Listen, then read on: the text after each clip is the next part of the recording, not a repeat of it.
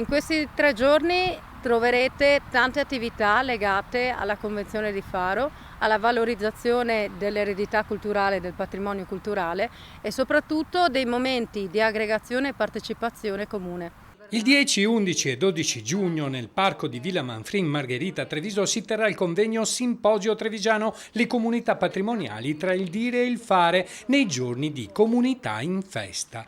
Il simposio trevigiano sarà promosso dall'associazione culturale Gioiosa e Atmorosa Tardisium Gioiosa in collaborazione con l'associazione Veneti Schiacciati dalla Crisi e dal Consiglio d'Europa.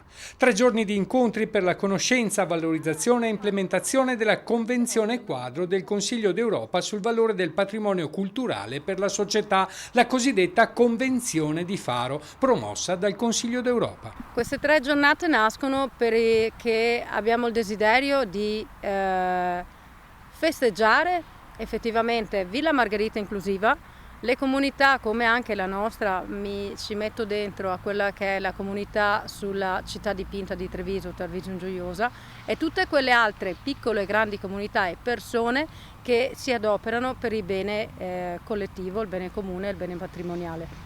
Un luogo chiuso da anni diventa un punto di riferimento per la cittadinanza grazie ad associazioni come Veneti Schiacciati dalla Crisi che mirano a far rinascere Villa Manfrin Margherita inclusiva. Alla festa sono invitate anche le famiglie con i loro bambini. I bambini, i ragazzi, le famiglie, come è stato in questi 2 giorni di venerdì e sabato con la sicurezza stradale, ma soprattutto far diventare Villa Margherita inclusiva. Questo è l'obiettivo, con l'arte, con la storia, con le radici, con la cultura, ma anche con i giochi.